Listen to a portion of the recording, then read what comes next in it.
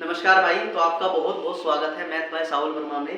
भाई आज जो हम पढ़ने वाले हैं भाई क्लास 10th के लिए पाठ 14 है जिसका नाम है भाई प्रायिकता। ठीक है, केवल और केवल ये 4-5 क्वेश्चन ही रखेंगे। आज बहुत छोटी वीडियो होने वाली है और आप इसे हाथों हाथ मेरे भाई लाइक सब्सक्राइब और शेयर कर दो फटाफट से, एकदम मजा आ जाए बात में। ठीक है, उसके बाद हम क्वेश्चन स्टार्ट करते हैं। फटाफट कर दिया मेरे भाई काम। चलिए अब ये वाला काम करते हैं। भाई क्वेश्चनों को जानने से पहले सबसे पहले हम जान लेते हैं कि इसका फॉर्मूला क्या कहता है। ठीक है, फॉर्मूला ये कहता है कि प्रायिकता बराबर जो होता है घटना की अनुकूल परिणामों की संख्या बटे घटना की कुल परिणामों की संख्या। ठीक है, ये इसका फॉर्मूला कहता है। और सबसे ज्यादा इंपॉर्टेंट बात जो है वो यहाँ पे है ये कि प्रायिकता 0 से हमेशा बड़ी होती है और 1 से हमेशा छोटी होती है। भाई ये बात हमेशा याद रखना है, ये बात एमसीक्यू में पूछ ली जाती है। ठीक है, इसके बाद प्रायिकता कोई घट रही है और कोई प्रायिकता नहीं घट रही है, उन दोनों का योग कितना होता है? 1 होता है। ये भी पेपर में कई बार पूछ लिया जाता है भाई।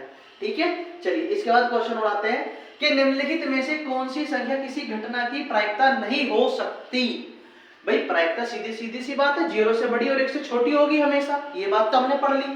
तो वो बोल रहा है कि नहीं हो सकती।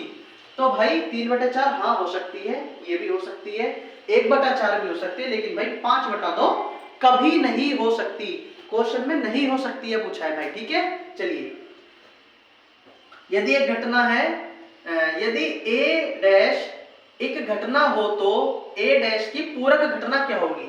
मतलब जब कोई घटना घटती है, ठीक है भैया, अब वो पूछ रहा है इस घटना की पूरक घटना क्या होगी, यानी घटना नहीं घटित होने की प्रायिकता पूछ रहा है। तो वो हमेशा होती है भाई 1 माइनस जो घटना है वो घटित हो रही है। क्योंकि ये ऐसा क्यों लिखा भैया मैंने, ये ऐसा इसलिए लिखा क्योंकि भाई आप एक बात बतलाइए, एग्जाम्पल के तौर पे समझाता हूं मैं आप लोगों को कि जो भी एक घटना होती है वो हमेशा 1 में से घटकर ही बाहर आती है। 1 में से घटकर ही बाहर आती है। जैसे मैंने आपसे बोला, क्या बोला भैया, मैंने आपसे बोला कि 2 सिक्के हैं, उन्हें उछाला जाता है और चित आने की प्रायिकता बतलाइए, कम से कम 1 चित आने की प्रायिकता बताइए। हालांकि शायद ये क्वेश्चन है भी यहाँ पे, 1 चित आने की प्रायिकता पूछा। देखिए भाई 2 सिक्के उछाले मैंने, ठीक है, टोटल परिणाम कैसे आएंगे, उसमें आएंगे भाई हेड हेड आएगा,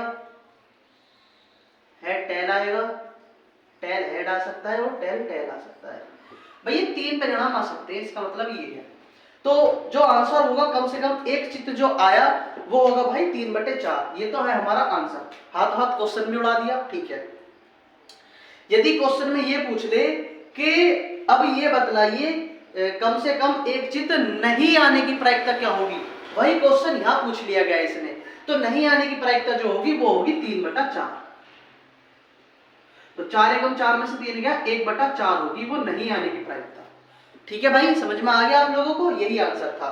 यहाँ पे कुछ और पूछा गया, उसके हिसाब से ये वाला आंसर है। और ये हमने समझ भी लिया है कि 1 में से घटकर ही वो प्रायिकता निकलती है, पूरक का मतलब उसकी उल्टी। ठीक है भाई, चलिए एक सिक्के को एक बार उछालने पर पट आने की प्रायिकता। भाई एक सिक्का है मेरे पास, है वाकई में ही है भाई, देखो भाई एक सिक्का है, देखिए दिख रहा है, दिख रहा होगा भाई पक्का है नहीं भाई, 10 रुपए का है तो। भाई मैंने इसे उछाला, ये लो जी, उछाल दिया।